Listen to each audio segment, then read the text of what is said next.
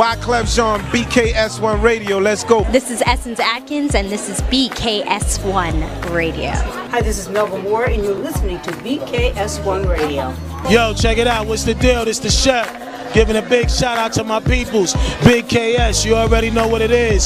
Salute. What's up? It's your girl Monifa, and I'm hanging with BKS1 Radio. Hi, I'm Iyanla Van Zandt, and you're listening to BKS1 Radio. BKS Radio, baby. Hey, this is Jasmine Guy for BKS1 Radio. What's going on? This is Lamont Rooker, and this is BKS1 Radio. Shout out to BKS1, the best kept damn secret in the business. Hey, what's up? This is Raven Goodwin from BET's Being Mary Jane, and shout out to BKS1. Hi, this is Leon, and you're watching BKS1 Radio. BKS1. God bless y'all. Theo Hughley, you listen to the Man Cave Morning Show on BKS1 Radio. Theo Hughley, you listen to the Man Cave Morning Show. Good afternoon and morning in certain parts of the world. What's up, people? What's up? You know where you at. The official Man Cave Morning / Afternoon Show. We here, y'all. We here. No doubt, no doubt. Peace and blessings, everybody. Let me introduce my partner, my co-host, the man that always understand, and together we got the plan. We call him what?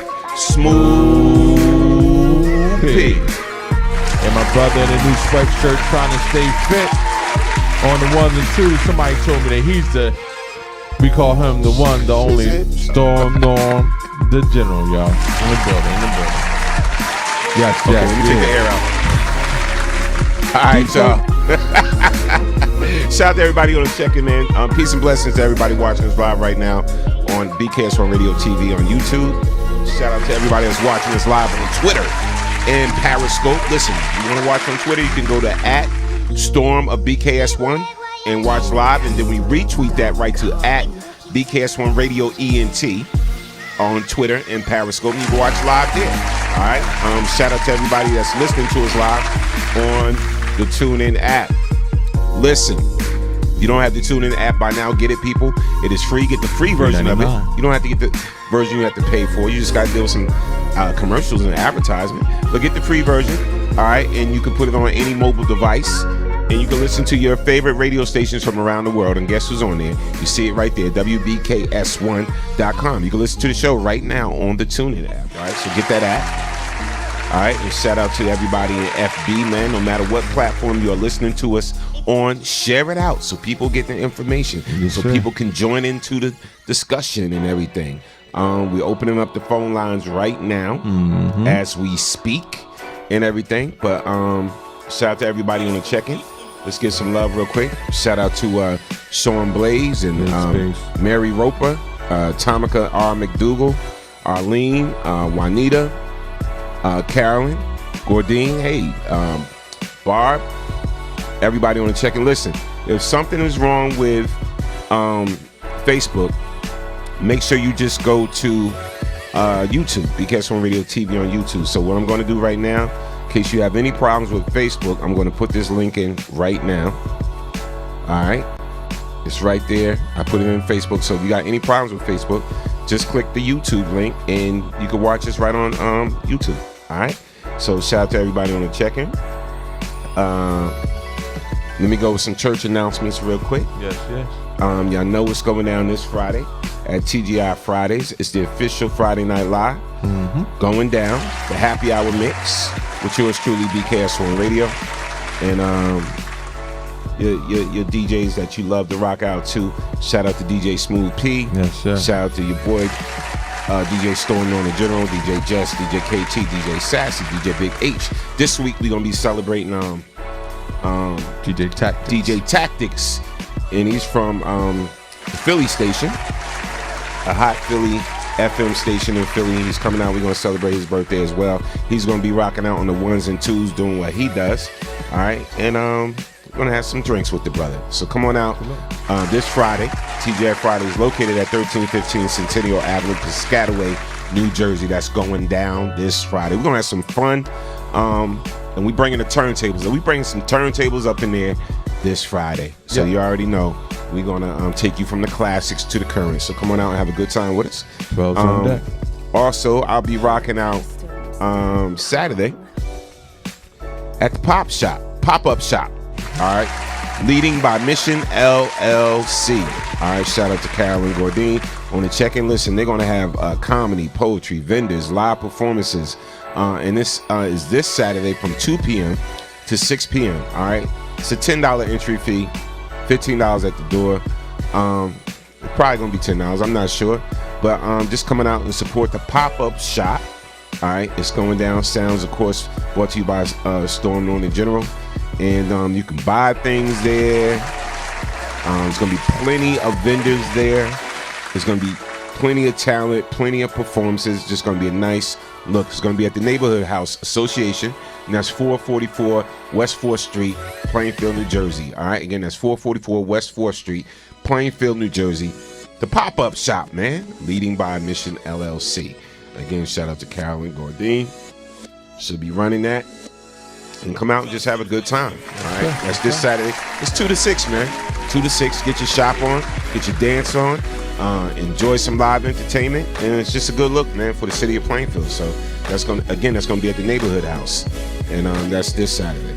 What else is going on, P? Got the walk. Sunday, yes. Sunday at the Cancer Walk in Elizabeth. Okay. Where's that? There you go. So the All Cancer Walk, October 20th, 2019. Registration starts at 7:30 a.m. There's health vendors, healthy movements, and more. Walk starts at 9 a.m. at Union Square, Elizabeth Avenue, and will end at Veteran Memorial Park, 1 Front Street, Elizabeth, New Jersey. So make sure you get out there and support. We all know somebody who's either dealt with cancer or passed from cancer. So absolutely. So come on out and support, man. Clap that up. No doubt. Clap that up. Coming out with support. So it's a lot going on. And listen. Again, yeah, everybody come through, man. Just come out and enjoy yourself. Shout out to I Am Kirk Burrows, Neil Chandler, Derek Williams, Dion Goffin. Again, no matter what platform y'all listening to us on, yeah, Sean Blaze, he'll be in the building. Mary Roper, just everybody. Just make sure you share it out. And again, if you're having any problems on FB, just go to BKS1 Radio TV on YouTube and enjoy the show, because we got a lot to talk about. So today's going to be Open Topic Day. Open Topic Day. So we're going to discuss anything you want to discuss. Yes. So you can call in. Let me get these phone lines open. Do I got the phone line open? They opening now. Yes. Okay. But you can call in 646-233-1302. We know we coming to you a little late today, but you know we handling business. Yes. All right. Absolutely. A lot going on. Just want to say rest in peace to Congressman Elijah Cummings. Yes. And prayers and condolences to his family. Absolutely. Great man. Maryland Democratic Representative Elijah Cummings dies at age 68. Yeah. And I was shocked when I turned on the news this morning and I was watching CNN and I heard this, because he was such a dynamic personality, a dynamic person in this whole world of politics and everything. And he was a champion for civil rights as well. Yes. So, and you know, a lot of people don't know a lot about him, but I'm going to read this off real quick. Representative Elijah E. Cummings, a Baltimore attorney and civil rights advocate who served in Maryland's legislature before, representing the state in the U.S. House, where he took on a lead role in investigating President Trump, has died. He was 68. Cummings, the head of the powerful House Committee in Oversight and Reform, died early Thursday at Johns Hopkins Hospital from complications related to long-standing health challenges, according to the Associated Press. He worked until his last breath because he believed our democracy was the highest and best expression of our collective humanity, and that our nation's diversity was our promise, not our problem, said Cummings' wife, Maryland Democratic Party Chair Maya Rockesmore Cummings.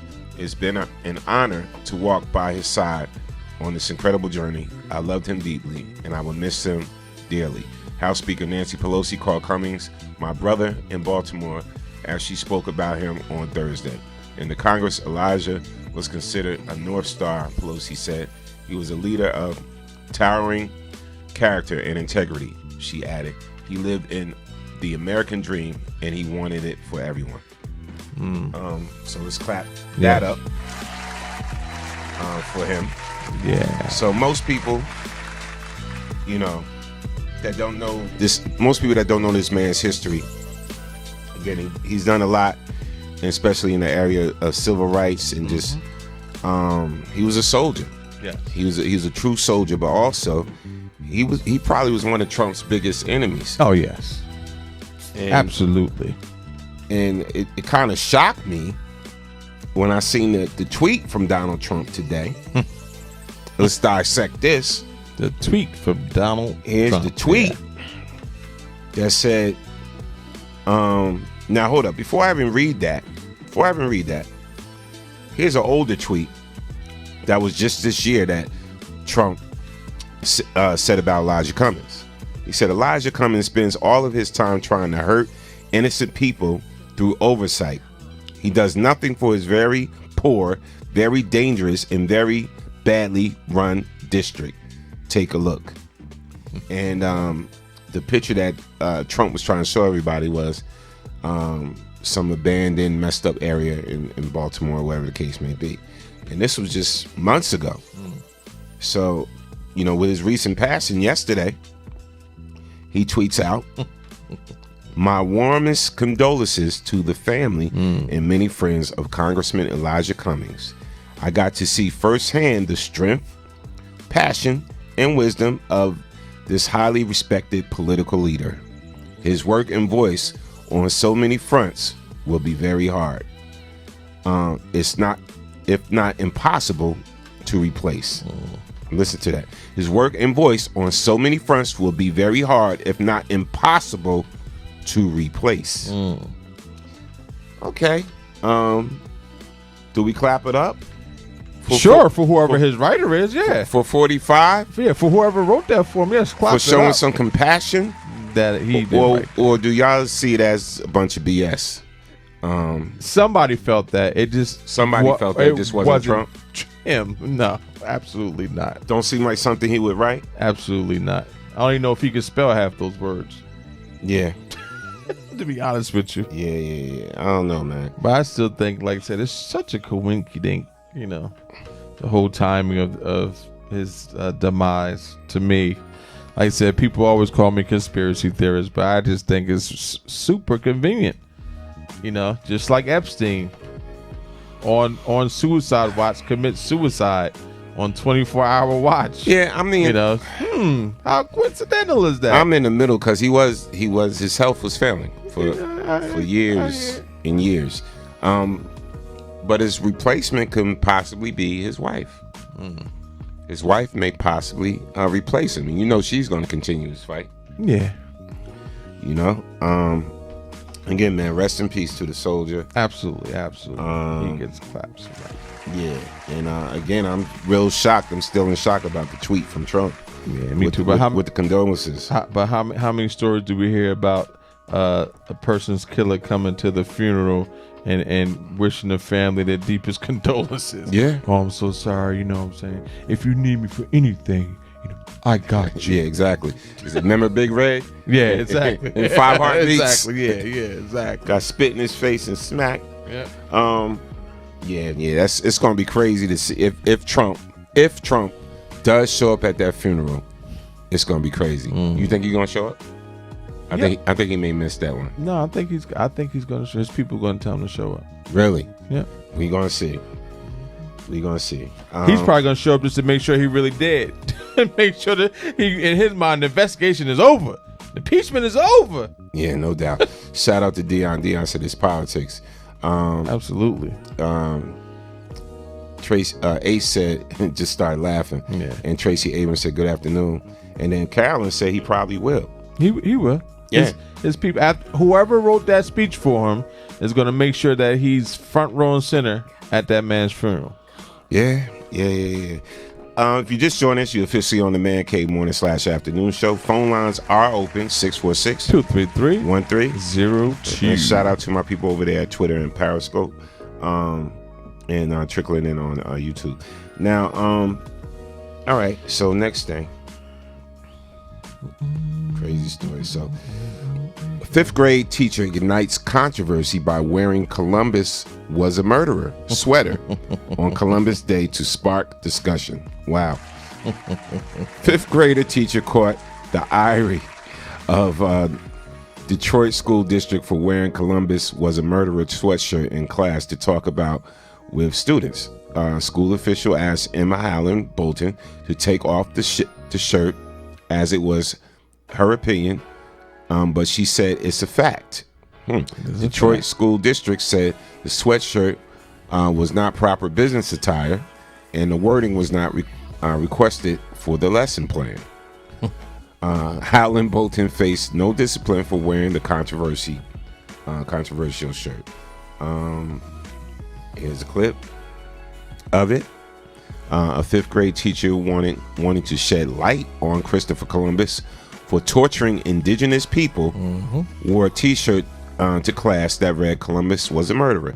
Emma Howard Bolton, a teacher at Clipper Multicultural Magnet Honors Academy in Detroit, told WXYZ it wanted to wear this shirt to spark discussion. It also sparked plenty of controversy.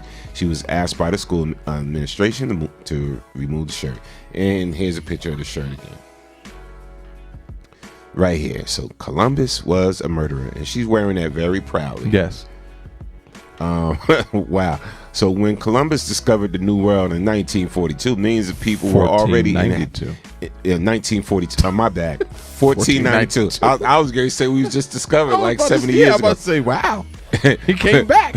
When Columbus discovered the New World in 1492, millions of people were already inhabiting the Americas. He made 4 expeditions to the Caribbean and South America over 2 decades. During that time, her enslaved and destroyed local populations.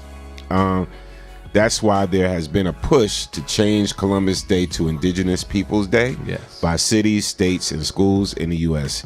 They say it's important to move away from glorifying the mistreatment and colonization of Native Americans by Columbus.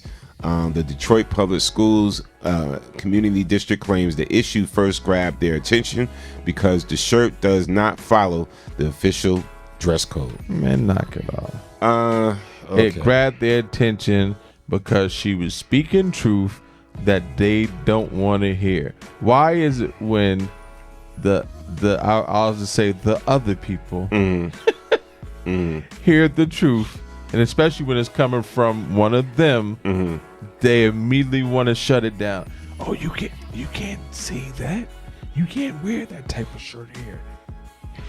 It's a secret. Like, nobody's supposed to know that. Yeah. He murdered all these people and stole their land. Yeah. How did you discover something that, like just said, millions of people lived here? How did you discover it? Sandy's company, they got a policy like that though too. Really? That's right. You can't wear no shirts, no branding, nothing like that. Oh, no kind of branding. No branding, no words or nothing like that. Okay. So a lot of companies got that policy. So yeah, I mean that was their excuse. Yeah, but we know the truth. We know what it was.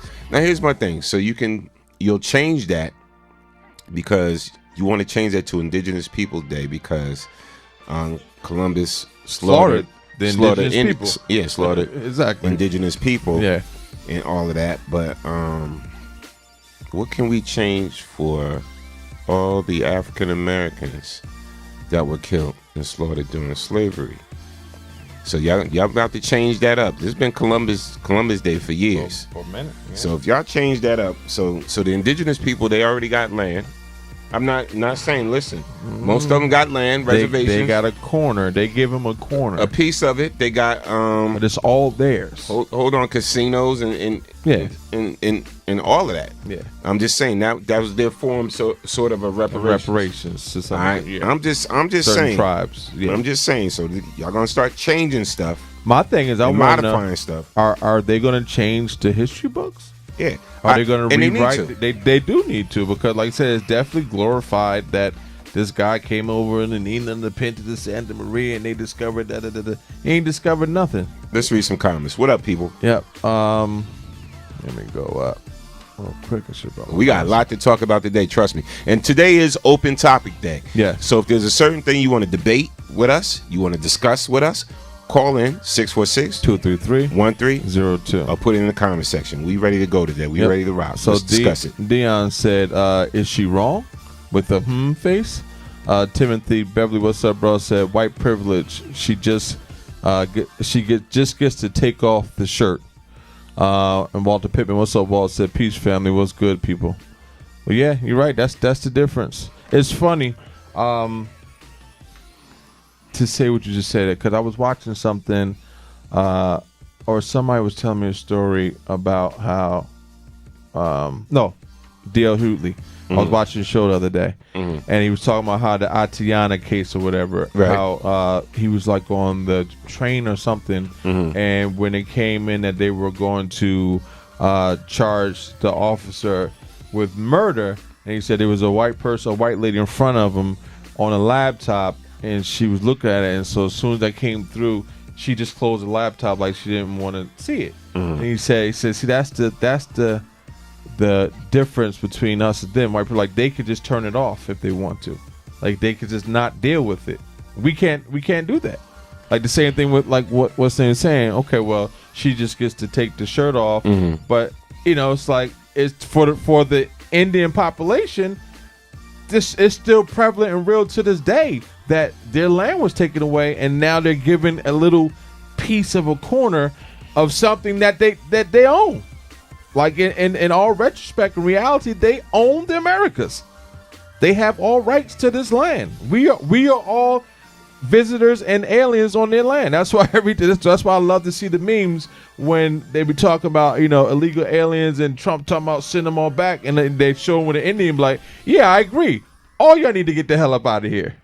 It's their land. Yeah, you know what? Listen. All right, so if you're gonna go to the whole who discovered America and Columbus, because that's what the BS they was feeding us for years. Columbus discovered America.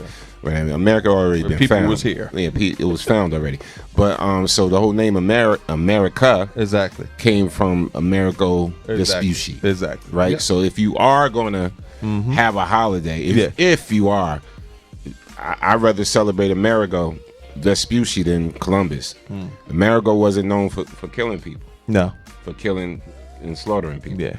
So I mean, it is. Look, man. Look, I'm just saying they got to rewrite a lot of history. Yeah. In the books. And then it was just so dirty how you did it. Like you gave these people disease fabrics and stuff. Like it just was horrible how you even stole them.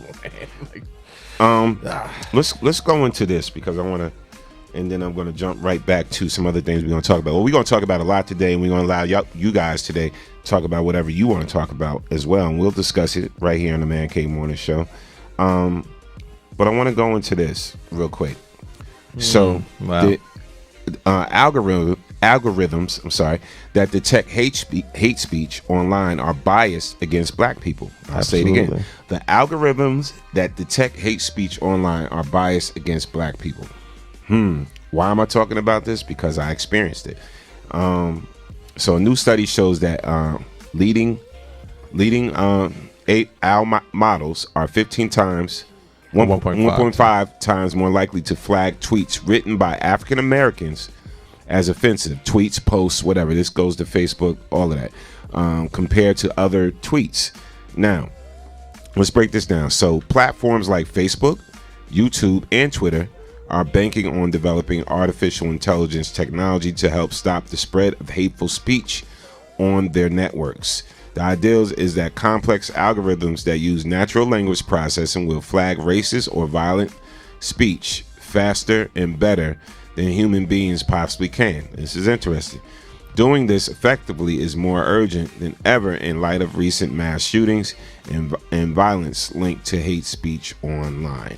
Now, a lot of the stuff we talk about here on the Man Cave Morning Show could be deemed by the algorithms, exactly. By the algorithms. So sometimes I wonder, now if we was just straight playing music or whatever like that, like you'll see viewership and listenership go up, right? Goes up, goes up, goes up. So what I did a test the other day, and I meant to tell you about this, P. So I have another page. I have another Norman Bradley page. Yes, my other page was blocked from seeing the page that we broadcast on. Oh, you sit really? Yeah, it was blocked. Wow. So what they do is they limit who can see you in your timeline. Wow, really? And I tested it 2 days in a row. I said, wow, every time, boom. Now, wow. If you posted up something like "Have a good day," yes, I can see it and everything from my other page. I posted up some good message or whatever the case may be, or me, the party, dancing, me DJing and playing the music. I was able to see it from my other page. When I post up the Man Cave Morning Show, or I posted up something like, a Black Power comment or whatever the case may be, I cannot see it. Wow. And that's your own page. Yes, I couldn't even see the Elijah Cummings thing. So that's very interesting. Wow. On what they deem to be hateful and how they select certain people. And this is why I say get this information out here, man. Share the post when y'all see Man Cave Morning Show or whatever shows we share it out, man. Share it out. Our information, all right, is being scrutinized, and it's being what you call that, haltered from being shown to people. So I mean, we really got to watch what's going on and realize that these algorithms, what they're talking about, is real.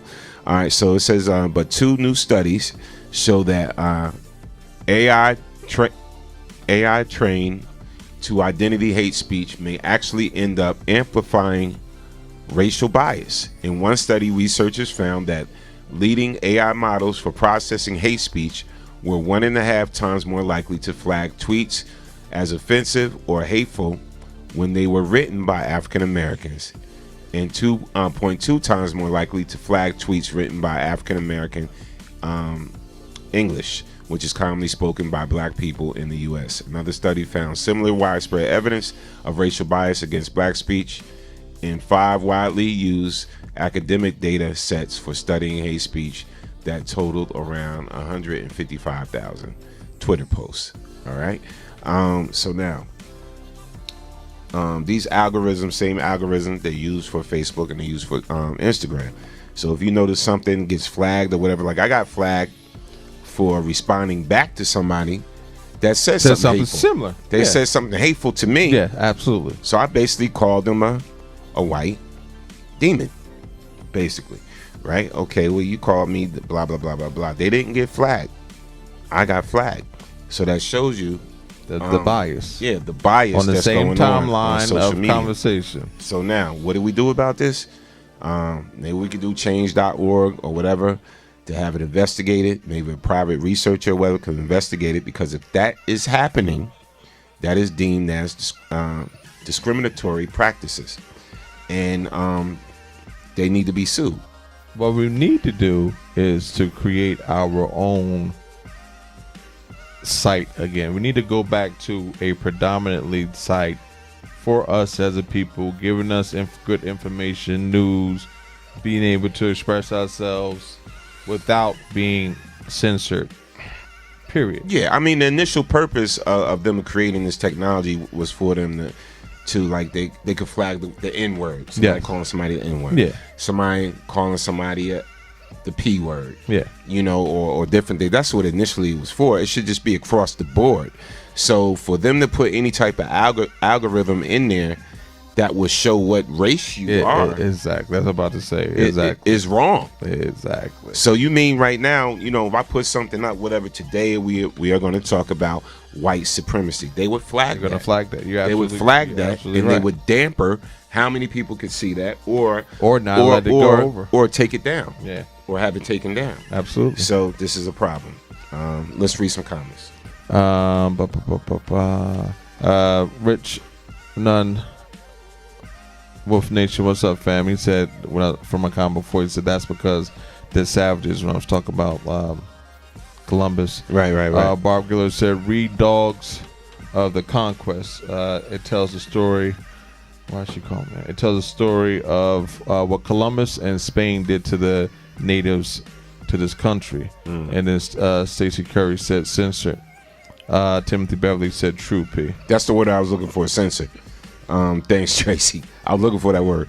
Sometimes I struggle with certain words because I really want to curse. I blanked out sometime too, and I know what I be thinking. I just can't get it out. Well, sometimes no, I just want to curse, and I know. Go ahead, you do it. You know what I'm saying? Because a lot of the things we starting to see right now, what's going on with us, it makes me mad. Shout out to the brother that stood up in Fort Worth. They was having a city council meeting in Fort Worth with about the young lady that was murdered. I think her name is Atiana. Yes, yeah, Atiana. I think that's how you pronounce it. Yeah, the young lady that was murdered by the police officer or whatever. And dude just felt some type of way about what's going on in Fort Worth. Period. So he got in the city council meeting, and everybody was there. Meany was there, whatever like that. And this is what the young brother had to say. Let's dissect it. And let's talk about this thing. People are getting upset, man. But was he wrong? That's what I want to know. Was he wrong? Here's the clip.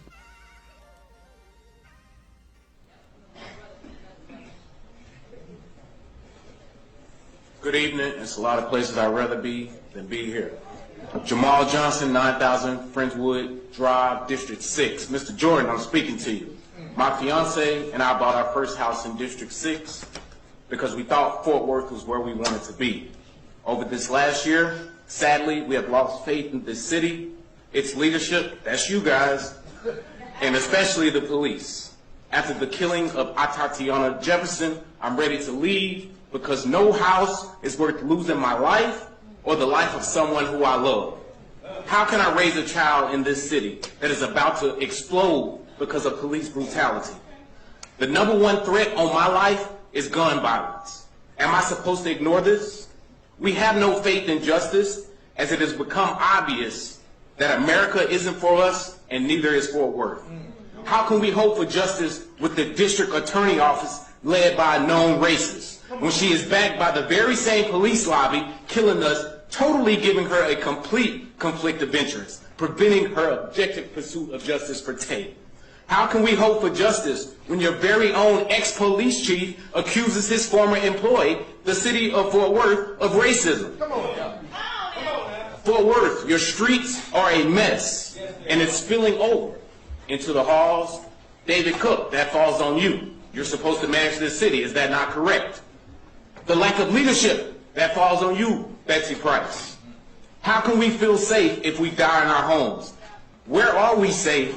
Maybe in a prison or a box, because that seems to be the only place you want us. How can we feel safe if we're being killed for flashlights? Chief Crop, you haven't addressed that yet.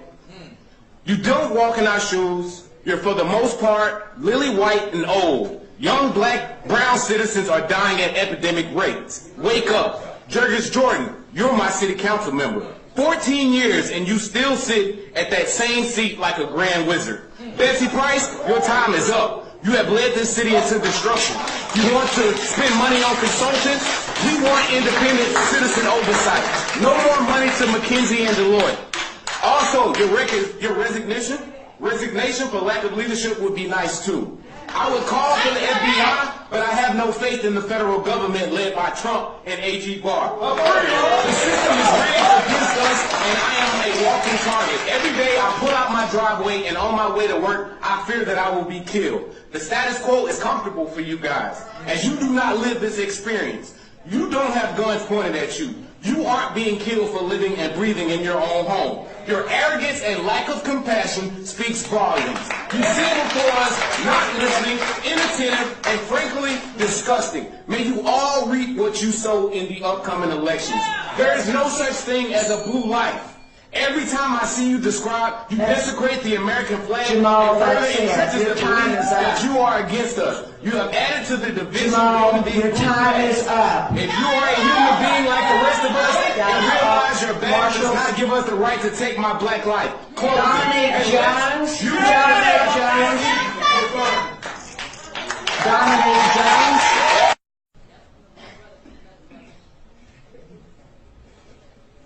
Good evening. It's a lot of places I'd rather. Was he wrong? Absolutely. He broke not. it down. Man, listen, he about to get elected for something. I'm saying, he broke it down. What? Tell me where he lied. Tell me where he was wrong. I don't see it. I don't see it, but that's the thing. They don't want to hear that. Tell me why isn't everybody in the uproar that you cannot enjoy the comforts of your own home without worried about being slaughtered by law enforcement? Or as we showed improperly yesterday, trained law enforcement. Or as we showed yesterday, standing out on your front lawn. Apparently, you can't do that either in some states. So what can we do? Yeah, and again, people are calling too. The citizens are calling for proper training for them to be retrained, as well. You can't untrain racism. That's true. So I mean, you can call for all the sensitivity training you want, all the recertifications. If a person has hate in their heart for a particular person and or group of people, you cannot untrain that out of a person. Why do you think I said yesterday that I don't experience these type of problems within our city, within Plainfield? I don't. Yeah. You know, and law enforcement, I never had a problem. Even if there was a problem, it wasn't handled, to the point that it got to a negative situation. You know what I'm saying? So again, it could be because of most of the officers in Plainfield, and I can't even say most of them, but some of the officers in Plainfield are African American. But even with the Caucasian officers, I never really had a major problem in the city of Plainfield. So, again, like you just said, you can't untrain racism. Nope. Absolutely not. You know what I'm saying? All right. And just to show you how one is treated and the other is not, here's a situation where let's show them this. Where Caucasian officers, how they handle a Caucasian suspect. And here it goes. And this is recent.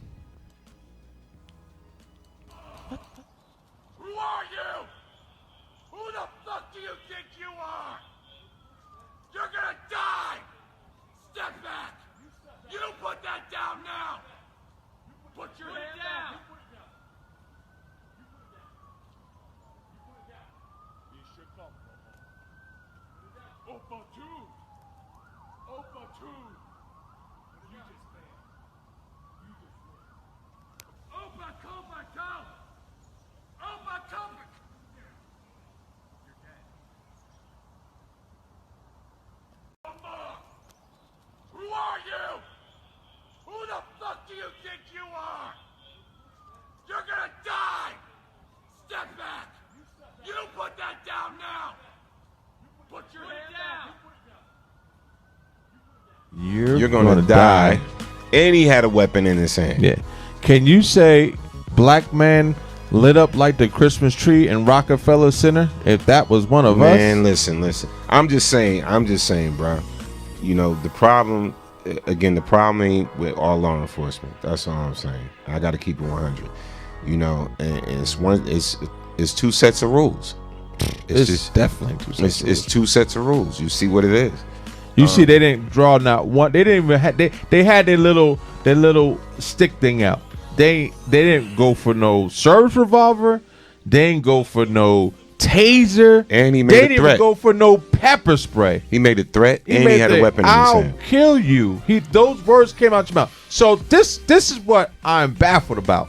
So here you have a white male wielding what looks like to be a machete, very aggressive, swinging a machete at the officers, making terroristic threats, telling them that I will kill you, I'm going to kill you, and swinging the weapon at them.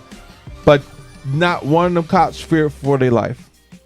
You could have a docile, calm black man, no weapon, conforming to every command that you give him. Sit down, stand up at the same time, turn around, get on your head, da-da-da-da. And he gets 20 bullets in him. See, and understand this. It's hard not to talk about this. It's hard not to talk about this because at some point in time you get fed up and enough is enough. And it's like, it's hard not to talk about because this is all we starting to hear about. And it's getting crazy. We just got off the old, you know, she got 10 Amber Geiger thing. Yeah. With Botham John and then right into another situation a week later in the same state. Just basically pretty much a town over. So at this point, if the nation don't see that there's a serious problem going on, then we all wearing blinders, and it's like it's something we have to address, you know. And it is what it is. And the majority of times we're talking about these things, that it's African Americans and Caucasian police officers. Bottom line. You know, so there's no way to sugarcoat that, and it needs to be discussed. Yeah. Now, if you're afraid of having these type of conversations like that in an open and honest dialogue, like the brother that dropped his dialogue and how he felt at that city council meeting, and they tried to shut it down. Yeah, then you know, I don't know. I don't know what to say about you as a person or whatever like that. We have to have these talks, and this is real talk. Phone lines are open. Call in 646-233-1302. It's an open topic there, y'all. So we could talk about, and y'all could talk about whatever you want. I'm gonna go into some of these comments. Let's read some comments. Okay. Let me go up. We'll start. Timothy Bellew said he spoke clear and direct. Ramut said, I wouldn't want to live in these conditions either. Different rules for our people, sad, but we pay taxes just like everyone else. Actually, they take our money. Denise Sparrow, what's up? Denise said, powerful speech. Carolyn said, wow, he's speaking the truth. They had enough. Timothy Beverly also said, I pray that this brother gets the protection. Tracy says they can't handle the truth. She said, I called her Stacy. Barb said they kill because they hate, and that's a fact. Ramute says the truth comes put of all of us them quickly. I don't know what that means. Tim also said, right, family, it is not their training. Racism is a mindset. Yeah. Ramute also said the truth comes out very quickly. That's what she's trying to say. Tracy said they didn't even tase him, which is a fact. Like I said, here we go. Stuck. I'm gonna go some more. Tracy said you can have a black child playing with a water gun. Here we go. You can have a black child playing with a water gun, and they will kill him because they feared for their lives. Facts, which is horrible. Sandy said, man of color would have been dead. Absolutely. He would have had 50, 60 shots in him. Easy. Come on, man. They would have reloaded on him. Easy. Did y'all see that? And he made a verbal threat. Yes. They would have killed. They would have killed the man of color just on that, on the verbal threat alone. Exactly. You know what I'm saying? So any verbal threat and a weapon. All right. Crazy. Me and P actually had a debate about this off air in reference to Governor Cuomo. So he's catching some heat right now. Governor Cuomo, he said the N-word, but I look at the context, and P looked at the context too. But I still see why people piss. I still get it. I get it. But P don't think people should be pissed about this one. People got and maybe you probably think the same way. And I'm gonna play the clip for y'all. All right. So first and foremost, New York Governor Andrew Cuomo drops N-word on live radio to point out an anti-Italian slurs. All right.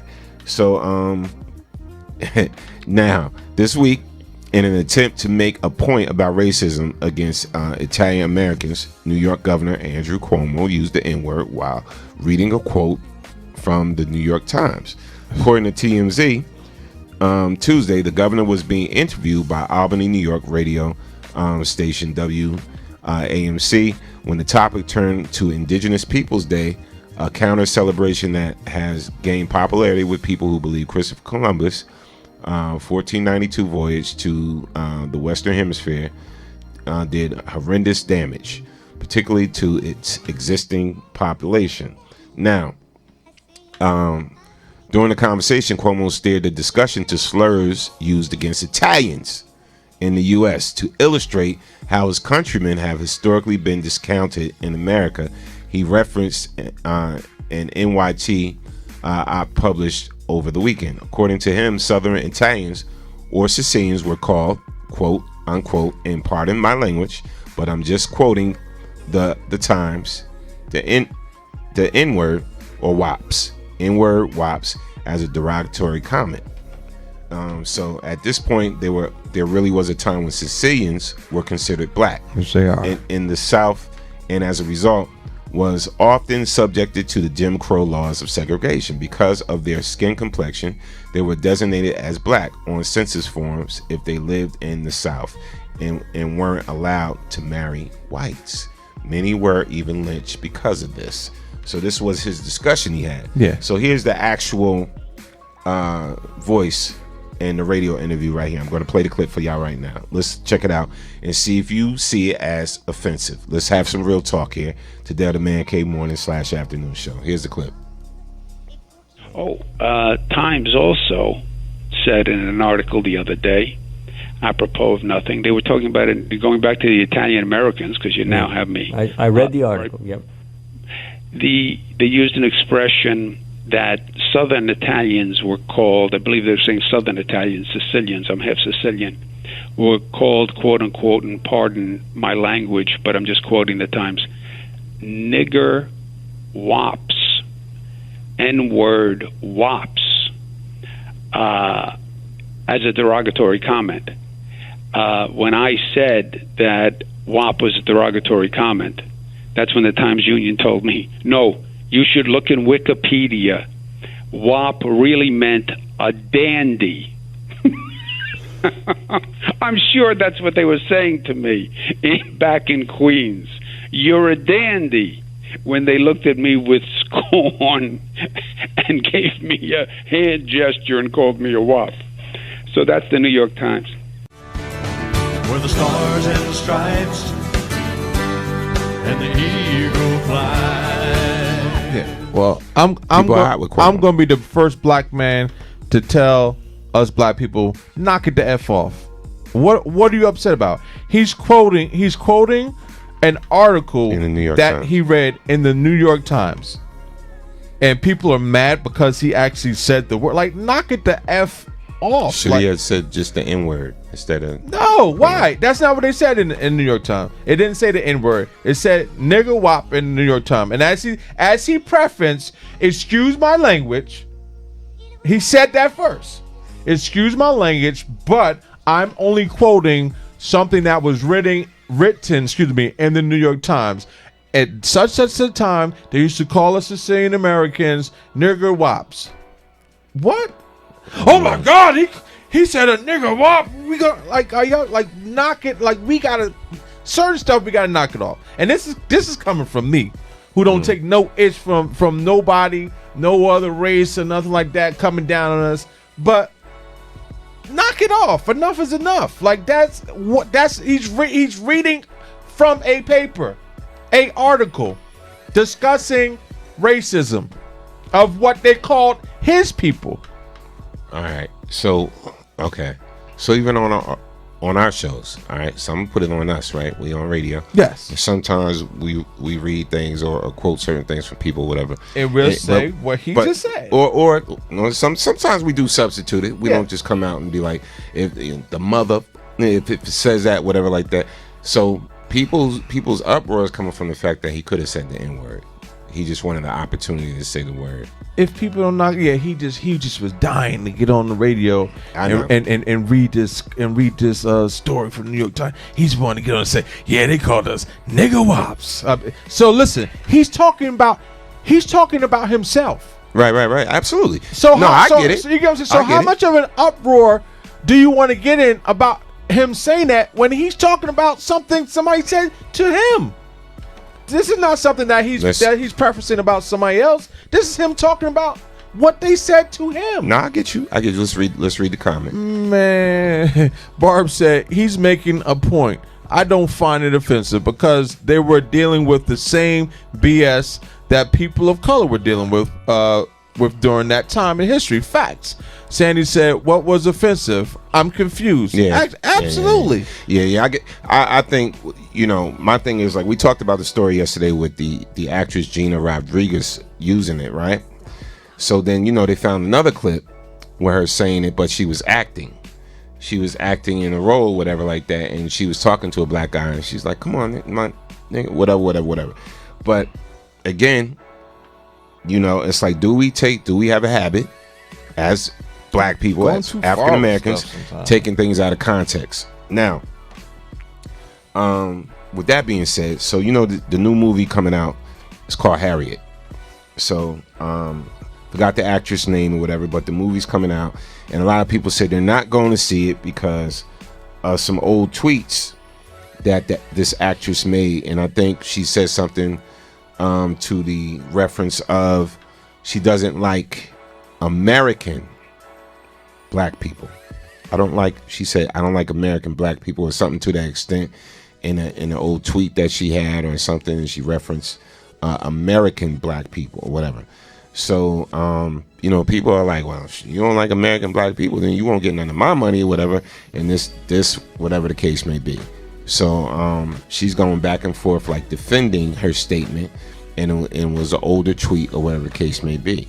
I, for one, I'm a history buff. I've read the story about Harriet Tubman. I researched her back in the day, and shout out to Mr. Robinson, my African American history class. Was the man. And I would like to see the movie just to see how it goes in accordance with actual history. So me personally, so like, should we, because people are upset about one thing, should we all be up in arms and say, I'm not going to see this movie because of what this actress said? So that we're negating the fact of the other actors. We're negating the fact of the directors, the producers, and all the people that went behind this film. So because she's playing Harriet Tubman, And maybe she did tweet that out years ago. You know, and she said, what I meant was, and basically she made her statement and issued sort of an apology. What do? Do we all ride together on this one and be like, no, we're not going to see this movie? Do we all ride against Cuomo and say he was wrong? He's a racist because he said the N-word on radio. You know, like what do we do in these situations? Well, I'll say this: people always. Do we need to pick better battles? Well, I mean, I'm gonna be honest with you, and people might say, "Oh, you're going for the white man, but against the black woman," and I'm absolutely not. I don't see anything wrong, like I said, with what Governor Cuomo had to say in a discussion about an article and about race. So I'm gonna throw that one out the window. People want to get mad about that, you go right in the head and get your blood pressure up. On the other hand, if it's something that we have to stop doing as a people in the first place is tear each other down, and then when it's convenient, you want to rally with the people. Not say to say that you can't make a statement like that, and then now because you had this big movie out and you had this great big part, try to change up. Oh, I didn't really mean that. I really meant, so no, please, everybody come and see the movie. I mean, at the end of the day, people have the choice to make their own choice. You do what you want to do. But I mean, you gotta watch what comes out of your mouth. You gotta watch what you say, and what you do. And especially in the entertainment field. Let me put it like that. In the entertainment field, always watch what you say and what you do. Because best believe, you make it big, and at some point, something's going to come back and bite you in the ass. If you said and or done anything negative, like I said, the internet is the World Wide Web. And when you put Google, when you go to Google and start searching stuff, any and everything could pop up. Let's keep. You can have an old porno out there from you and one year. You know what I'm saying? That now that you became big, now it's porn. Storm Norm has a porno. Like quiet. So you just gotta watch. You gotta watch what you say. That's all I can say. Now listen. On a serious talk. So here's what I honestly think. All right. So now I'm actually taking the place of P right now, because I'm gonna tell you my theory with this whole let's not go see Harriet Tubman. So we live in what we call the cancel culture. Absolutely. Right? And just like how Dave Chappelle was breaking it down, whatever, we live in this cancel culture. Let's cancel this out. Somebody done something wrong in their life, let's cancel them. Let's just kick them to the curb. If they done anything wrong and they made a mistake in their life.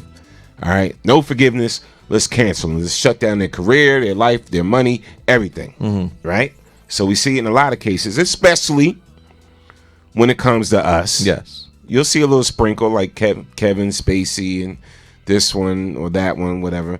Harvey Weinstein still rocking, making that dough, whatever. But when it comes to us, just like Cuba Gooding, right? Very good, great actor, whatever. So he got situation. Him and his wife, they had a spot, whatever. He's being called out for sexual misconduct and this, and groped the woman and all of this, whatever. He's going to court for right now, but. If it rings out to be true, he's canceled. He's done. So everything great, like the movie Men of Honor, or anything great, Jerry Maguire, he's done, is canceled. We done with Cuba now. Let's all forget about Cuba. Let's all forget about Bill Cosby. Let's all forget about just anybody that has made a mistake or made mistakes or whatever the case may be. So now the case with this young lady, the actress for Harriet Tubman. All right. Why didn't we hear about this beforehand? That's one thing we have to look at. Two, if we don't see a movie about our, part of our culture, so they cancel this. If they try to get this movie blocked or whatever the case they're trying to do, all right, so I mean, your kids are not going to see it. We're not going to see it. It's not going to, we want these movies to get out there so other races know our story too. Because sometimes people won't pick up a book, they'll go see a movie. Yeah. All right, so just like Birth of a Nation, all of this, that was attacked. Anything when it comes to us is on constant attack. And we have to look at the big thing, what's going on here, whatever like that. Am I mad at this lady? If that lady did make a comment like that, all right, she made a comment. She apologized for it, whatever reason. But I didn't hear nothing about that comment before this movie came out. And before they started doing the marketing for this movie. So you'll always have somebody that will try to dig up dirt on you, or dig up dirt on you, or dig up dirt on me, or whatever like that, and expose somebody and try to put them out there, or whatever, to try to damper their elevation, you know, so they can't go no higher or whatever, or to make them stagnant, or to totally cancel them. So we just got to be careful of things like that when we band together and say we're not going to support this person because some gossip came up, or a rumor came up, or something, or this is how they used to feel about something, or whatever. Think about all the things about you, about how you might have said up in or how you felt in the past about a certain situation, but you feel different now. I know I feel different about a lot of things I've said and I've done in the past than I do now. Let's take this call. Caller from the 404. State your name where you're calling from. You're on the Man Cave Show. What's good? Hey, what's happening, fellas? What's up? Going on, Trouble? What's going on, man? What's going on? I don't understand why people are so concerned about what people have done opposed to what people are doing. Because she's making a movie, and it's for the culture. You know, don't be concerned about what they've done. Be concerned more about what they're doing as far as the upbringing or the knowledge for the culture. Nah, I'm with you, bro. But it just seems like when every time certain people try to get 2 steps ahead, they get knocked down 2-3 more steps, and everybody's quick to condemn somebody about their past, or try to just totally shut them down about their past. And we got to get out of that cancel culture thing, especially right. America was built on second chances. You know, everybody talking about second chances. It's just the land where you could come and get second chances, whatever. That doesn't apply to us. It just doesn't. Okay, well, speaking about second chances, play 12 play. I want to hear R. Kelly. Give him a second chance. All right, we're going to play that. We're going to play that right after your call. Thanks for calling in, bro. Peace out. Yeah, we're going to play that. It's playing right now. You hear it? Listen real good. Listen, you hear it in the background? Y'all hear it? There you go, 12 play. All right, let's read some comments, and then... Yes. Sandy said, black people call each other the N-word all the time. They are offended. They are offending their damn selves. I'm just saying. Tracy, actually, I gotta go. I don't know why my stuff is doing like this. Tracy Abrams says, how do you defend saying you don't like American black people? Walter Pittman says she doesn't like the people that made it possible for her to be here. Ramut said, be true to yourself. They said it, they meant it. Facts. Tracy also said they can't dig up dirt that doesn't exist. That's a fact also. Ramut said people hate to see somebody do better than them. And Ramut said R. Kelly with 3 laughy faces. Hey. Look, listen. We really going to discuss this because I want to see how the females feel about this, right? So we was talking about earlier about the algorithms for social media. Yes. You know, when it comes to us. So now, you know, they got algorithms and all of that for if you're beautiful or not. Oh, wow, yes. Yeah, so we got to talk about this. So what y'all think about this? Be honest, ladies and fellas. So Beyonce is the second most beautiful woman in the world, according to Greek mathematic equation.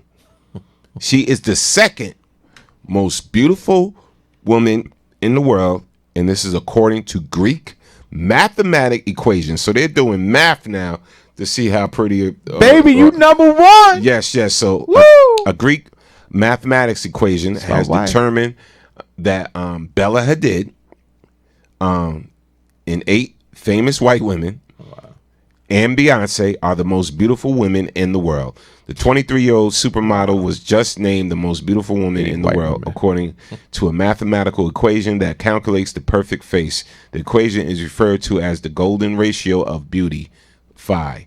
and was reportedly used by artists during ancient Greece to create their work, and has since been adopted by plastic surgeons today. All right, according to the formula, Hadid's Hadid's face is more perfect than any other celebrity that has a 94.35% accuracy. Bella Hadid was the clear winner when all elements of the face were measured by physical perfection, explained by Dr. Julian De Silva, a plastic surgeon who utilizes computerized mapping for his work, to the Daily Mail. She had the highest overall reading of her chin, which with a score of 99.7%, is only 0.3% away from being the perfect shape, he continued. These brand new computer mapping techniques allow us to solve some of the mysteries of what it is that makes someone physically beautiful. And this is so interesting, man. And someone physically beautiful, and the technology is useful when planning patient surgery. Other celebrities deemed the most beautiful in the world include Katy Perry, Scarlett Johansson, Beyonce, and Natalie Portman. The list of ladies from bottom to top includes Cara Delevingne, Katy Perry, Natalie Portman, Scarlett Johansson, Kate Moss, Taylor Swift, Ariana Grande, Amber Heard, Beyonce, and Hadid.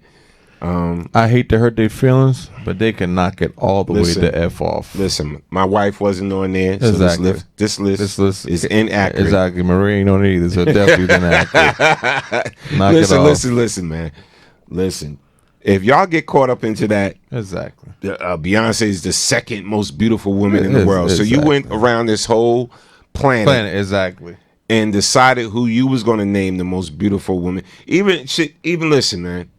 They ain't even the most beautiful celebrities. Exactly. You want to keep it 100? Exactly. Maybe Beyonce is on that list or whatever the case may be, but you didn't go through. There's plenty of beautiful people. Look at Tika Sumpter. Very beautiful. Dark skin complexion. Let's take this call right now. Caller from the 919. State your name where you calling from. You on the Man Cave Show. What's good? Yo, peace, Norm, peace, Smooth P. What's going on, fam? What's good? How you? And I'm digging the topic, man. I mean, like you said, man, if we not upset over all the atrocities that we keep going through after generation, yeah, we are suffering from that Stockholm syndrome. Yeah, true indeed. Because I feel that a lot of us is still living. Hey, Noam, can you hear me okay, though? Yes, we can hear you great, man. All right. And personally, by growing up in the inner city, like the tri-state area, New York, Harlem, you know what I'm saying? I was like, upset to that, because Imperiality used to do it to all of us over that period of time when he used to control Bloomfield Avenue, Belleville, you know what I'm saying? I was scared to even catch the bus up there to Bloomfield Tech, because, hey, I didn't know which cat might jump out with a baseball bat. Right. And on the other note, when you were talking about how Cuomo was called, his people was called the N-word. Yeah, they was called the N-word way before we even got here. You know what I mean? Because, they come from us. Exactly. We're the ones who gave Spain, we the one who gave all them Italians their color, their culture. Exactly. You know what I'm saying? And they're still trying to separate themselves from us. Yep. Always have been. Yep. That's what I said. They better slow down and watch it. Because if you go into their DNA, you more black than a lot of these people brother calling themselves black. Exactly. Yeah. True indeed, bro. So it's like, and I applaud the brother down there in Texas, but it should be a lot of us right here in the cities, Chicago, Detroit. You know what I'm saying? New York. Because if you go up to Harlem now, I swear I was up there. I didn't understand it. I'm like, yo, brother, y'all standing around still drinking bottles on the blocks in front of BMWs and Jaguars and stuff, but you don't even own the grocery store, the restaurant. Exactly. That the white people are spending their money at. Exactly. But you still flossing. Yeah. You know what I'm saying? Yeah. I'm like, come on, man. And not saying I'm getting down on my brothers, because some did make great strides. But some of them are still not out here saying, hey, what about just us? Yeah. Right. Yeah. When they made that movie, us. It wasn't the point of, okay, it's a whole different other people living under the world, taking our identity, you know? It was trying to say, hey, let's say just for black people, not excluding you white people, because you had your fun for centuries. You know? Let us get ours off right now. Yeah. You know what I mean? True indeed. And then when we get to that point where we can say, hey, yo, let's include them now. But when you go around killing the kids, snatching the babies, we still supposed to go to church and say you're a Christian and kumbaya? I mean, personally, right now in front of my house, it's a red, black, and green big flag flying in front of my house. Salute. And all my neighbors know. You know what I mean? All of them know. I said, if it comes down to my brother and you, I'm sorry, I choose my brother.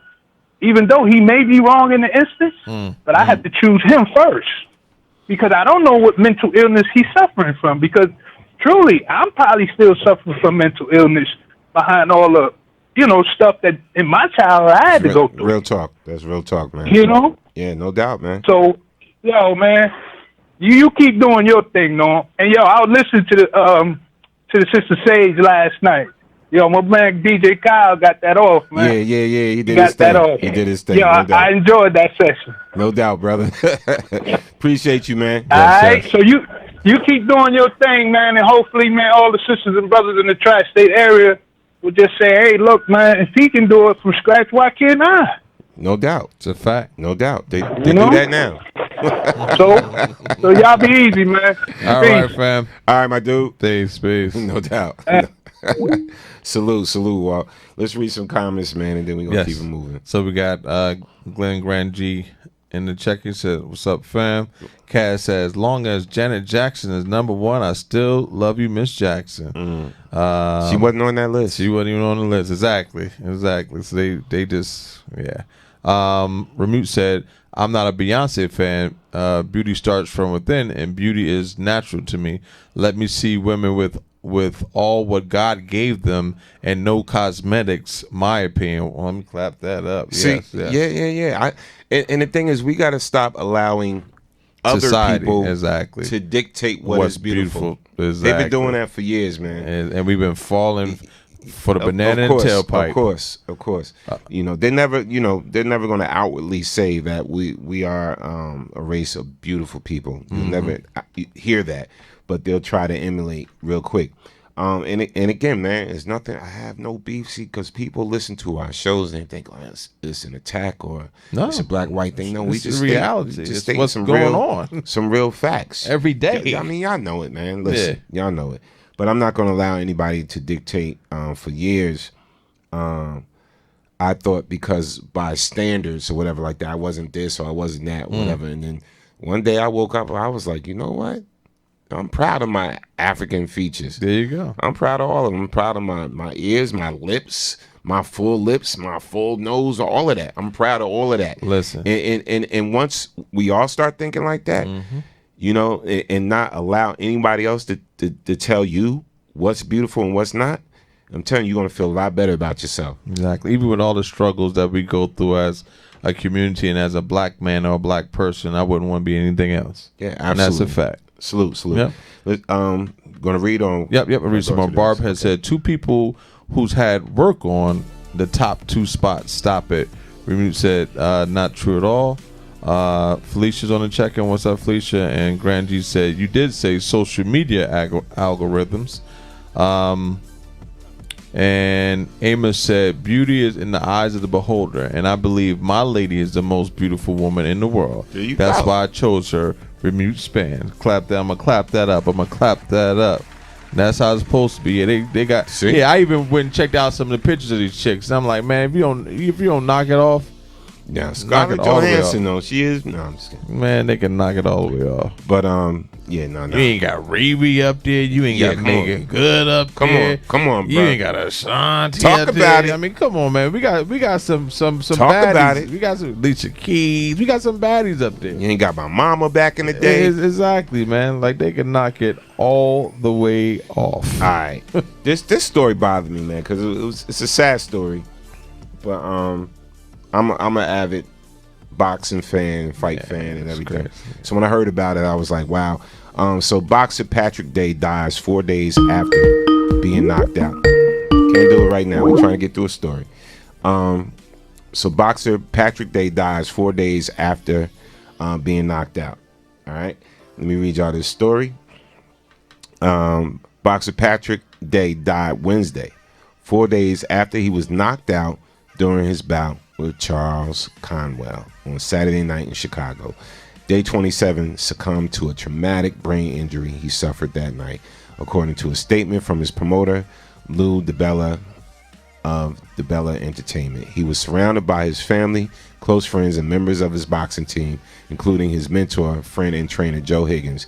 DiBella said in a statement, on behalf of Patrick's family, team, and those closest to him, we are grateful for the prayers, expressions of support, and outpouring of love for Pat that have been so obvious since his injury. Now, the boxer that he fought, Charles Conwell,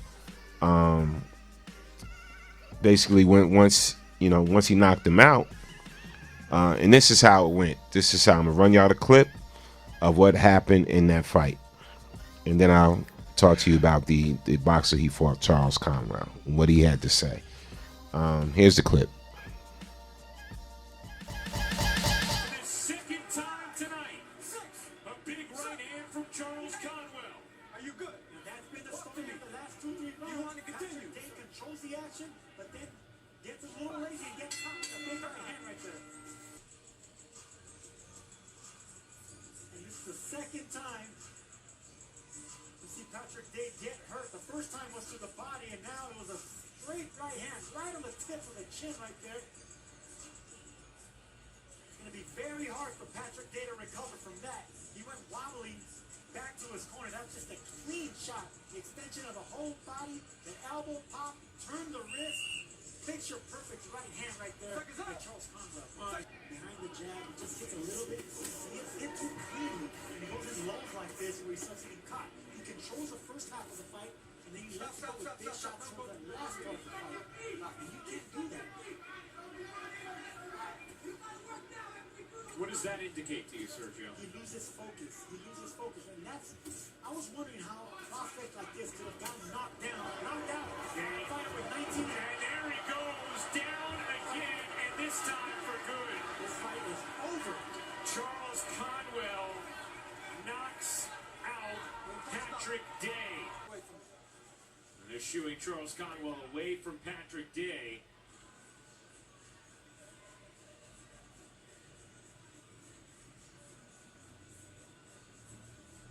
Because he doesn't look all right now. It was a big overhand right behind the ear right there. That just really takes your legs, and then he got caught with that left hook. And anytime a fighter's head bounces off the canvas like that, it's just dangerous. It's really dangerous. You get hit by the punch, and then you get rocked by the canvas coming down. Let's hope that Patrick Day is all right. So now the brother he fought, Charles Conwell, put out this first statement because he basically was in a coma. He was in a coma after that fight when they took him to the hospital. So he basically put out a statement. He says, keep him in your prayers. I'm praying for you. Keep fighting. He posted this up on his social media. And then when he got the news that he died, he posted this up. So I'm going to read you his statement. And again, Charles Conwell, this comes from him. He said, this is my last time speaking on the situation because of this being a sensitive topic, not only for his family and friends, but for myself and the sport of boxing. Dear Patrick Day. So basically, this letter he's writing to him, even though he passed. I never meant for this to happen to you. All I ever wanted to do was win. If I could take it all back, I would. No one deserves for this to happen to them. I replay the fight over and over in my head thinking, what if this happened? What if this never happened? And why did it happen to you? I can't stop thinking about it myself. I prayed for you and so many times and shedded so many tears because I couldn't even imagine how my family and friends would feel. I see you everywhere I go and all I hear is wonderful things about you. I thought about quitting boxing, but I know that's not what you would want. I know that you were a fighter at heart, so I decided not to, but to fight and win a world title, because that's what you wanted, and that's what I want. So I'll use you as motivation every day and make sure I always leave it all in the ring every time. Champ Patrick Day. With compassion, Charles Conwell. Wow. Definitely clap that up for him. So, yes. I mean, that's a rough one. Yeah, man. You know, like that win for him was bittersweet. Yeah, exactly. You know what I'm saying? It's like you seen the look on his face, even in the ring, like wow. he was happy at first, and then when you see my man wasn't really moving. Yeah. And you know, sad situation, man. Boxing is a brutal sport. Yeah, it's funny. When I was younger, that's what I wanted to be. Really? I wanted to be a boxer, straight up. You know, like that's what I wanted to be, man. And you know, it's just a sad day in the sport of boxing. Let's read some comments. There's no comments on that yet. Yeah. But yeah, I mean, the thing is, it can happen any and every time you get into the ring. That's what boxing, MMA, you know, even like football. Like, I mean, it's all contact, you know, and by the grace of God, you make it out alive every time that you go in, whether it's boxing, whether it's any of it.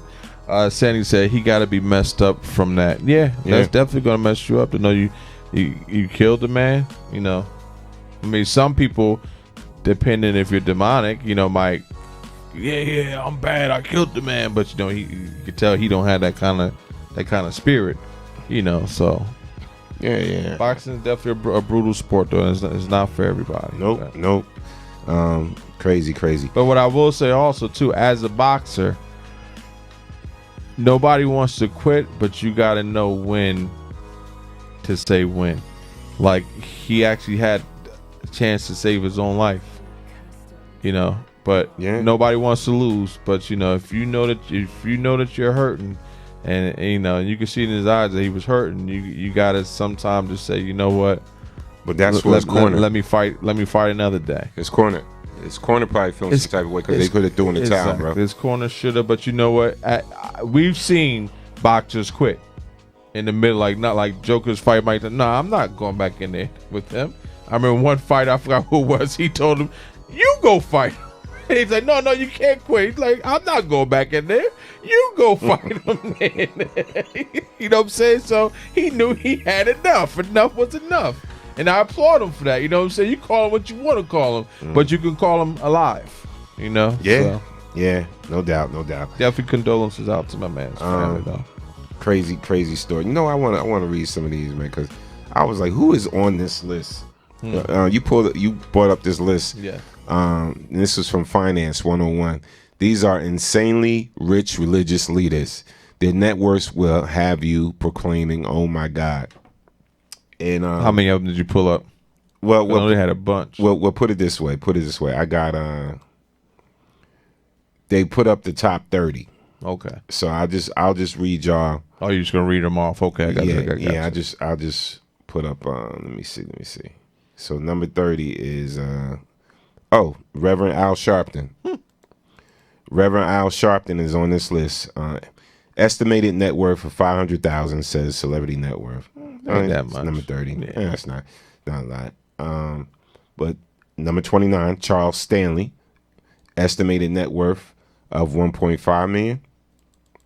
Yeah, $1.5 million. And he's number 29. Let me get right in the middle. With some names that we know. Because I'm sure somebody know these people. Yeah, the ones tied. Louis Farrakhan.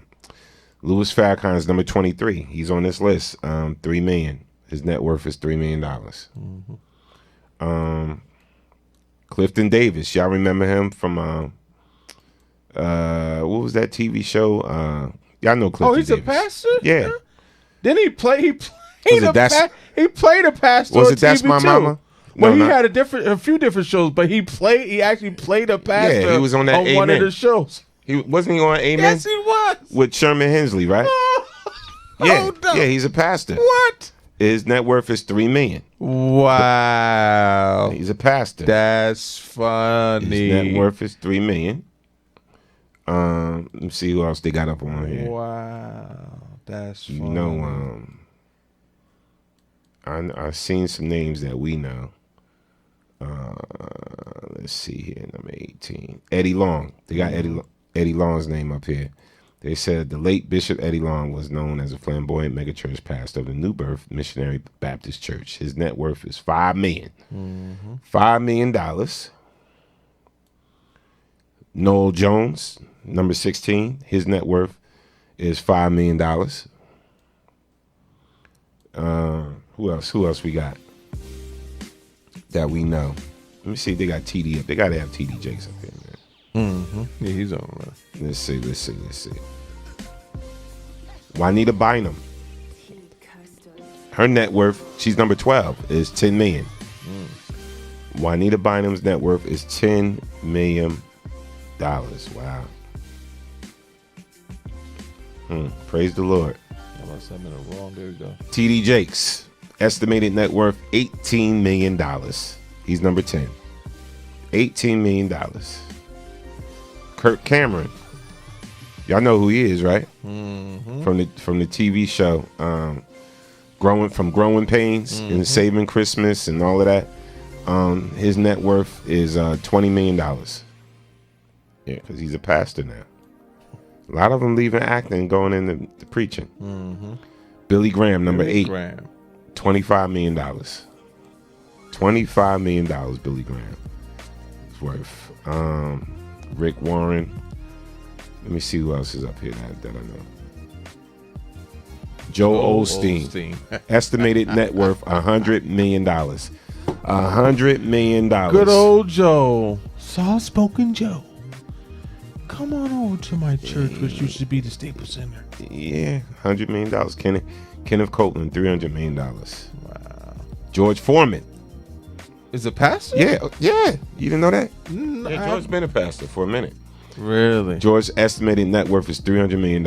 But see, a lot of that $300 million is from that grill. I was about to say George was already kicking off before that. Yeah, exactly. Yeah. All right, so who was number one though? It was some Chinese lady didn't. Oh, the lady was number. Oh, she was number one. Yeah, it's some. And you said they didn't have a number for her? Nah, they say they don't even have a number for her. Oh wow, she's a multi-millionaire. That means she's a billionaire. Yeah. If they ain't got a number, that means it's probably got to be on it. Crazy. That is crazy. Crazy. All right. Oh my bad, I didn't have the thing on this, but yeah. So I'm surprised, man, at some of them numbers. I'm surprised. I'm not. Yeah. Okay. Pays to preach. Yeah. It pays to preach. 3 female assisted living employees are accused of running dementia resident fight club. A dementia resident fight club. So that means the old folks gonna fight and then they're gonna forget what happened. Yeah, exactly. That's how they get away with it. Yeah. Why do I have all these scratches on me? Did he hit you? You fell down. You fell down again, Mary. You fell down. You'll be all right. And this is sad too. Some tussin on it. So yeah. So they was they got accused of running dementia resident fight club. They're going to hell. Yep. Gasoline draws. They are going to hell. Let's read this story, man. Wow, 3 sisters too. North Carolina Department of Health and Human Services has ordered an assisted living facility to stop admitting new patients after reports that 3 of their female employees were running a fight club with elderly residents with dementia. Wow. Marilyn Letitia McKee, 32, Tanisha Yvonne Tyson, 20, and Tanisha Deshawn Jordan, 26, have all been arrested and charged, according to police report. Police say they received a report of elder abuse on June 21st at the Darby House Assisted Living Facility in Winston, North Carolina. This is why wouldn't take my mother to a facility. All right, if I can't keep my eye on her like that. Yeah, this is exactly why I'm not doing so. They said after workers allegedly let 2 residents fight each other, Court documents say that a 73-year-old woman began to fight a 70-year-old woman, and all 3 female employees are accused of watching the fight, egging it on, and even recording it. Wow. One of the 3 women was heard in a video of the incident telling one of the residents to punch her in the face, according to a state report. Another staff member could be heard saying, "Are you recording? And you going to send it to me?" The report said. Yeah, they done. They done. They can never be in that field again. No. And this is why, like I said, I don't want to take my mama to I would never do that. No place like that. That's crazy. I think people are wrong, are so horrible when they do that. What if your parents threw you away like that because you were bad? And now they're old. You gonna stick them up into old folks home? Yep. Let's read some crazy. comments and then we about to rock. All right. Go back. Nobody changed. Okay. Kaz talking about the fighter before. He said, nobody trains to quit. We are trained to endure the pain to win. Felicia said, yes, Norm. I gotta go back up again. Sania said he was on That's My Mama also. Yes, he was. Yeah. Felicia said they have all the money.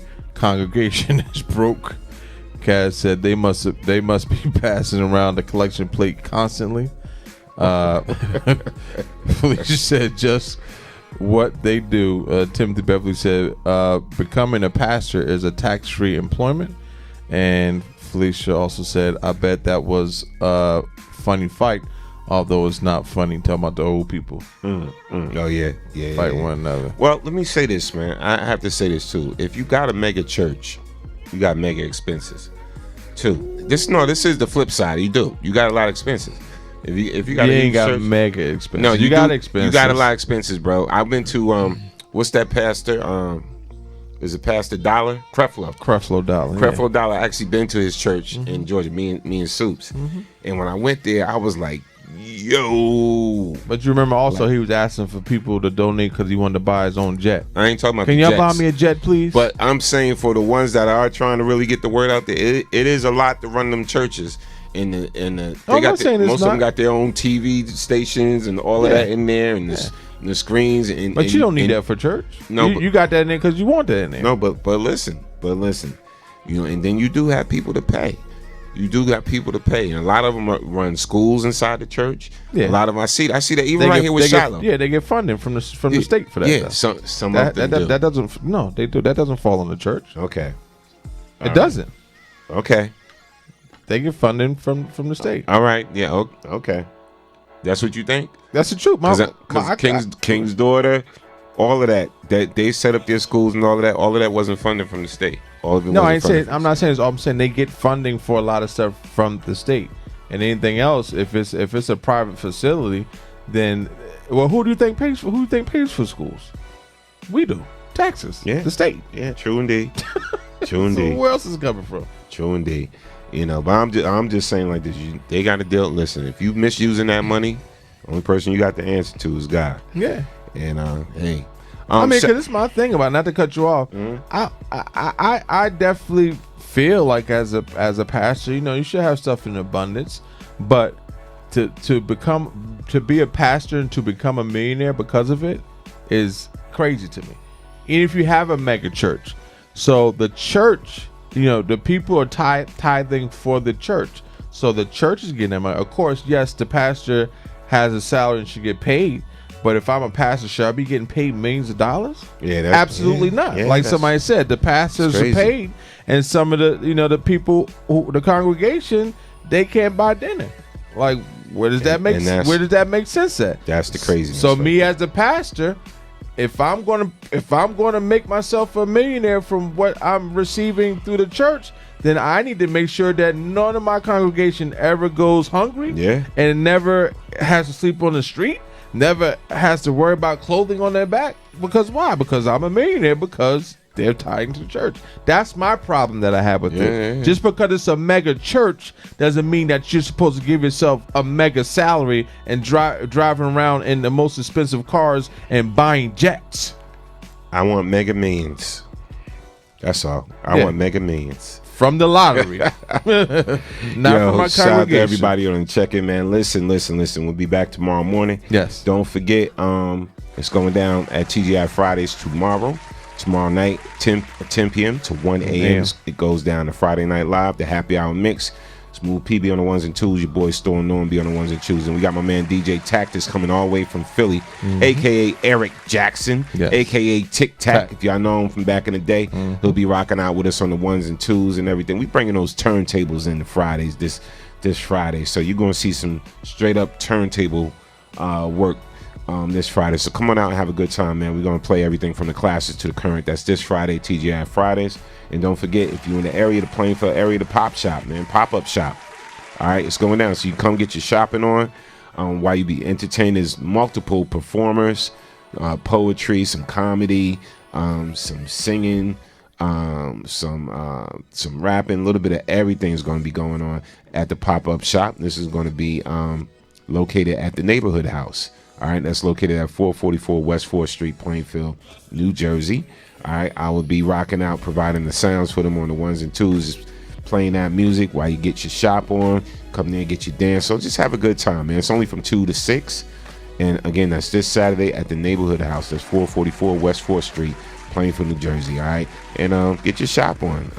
It's $10 entry fee, and just come and enjoy yourself. All right, at the pop-up shop, Neighborhood House. Shout out to Carolyn Gordine. All right, for putting that together. And again, we want to thank everybody for joining us. Yes. The Man Cave morning / afternoon show.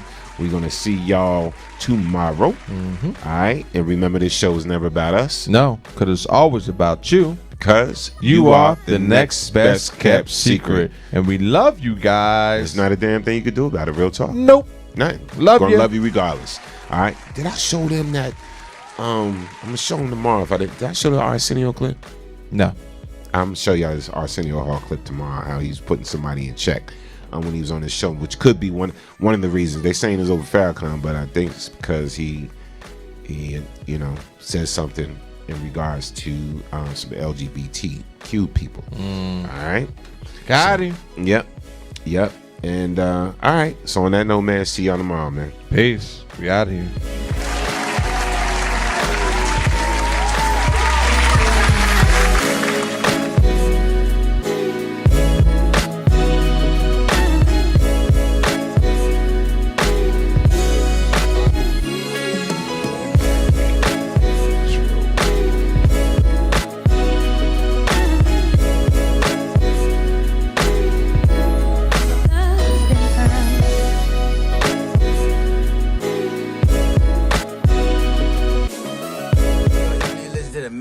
Morning show on BKS1 Radio.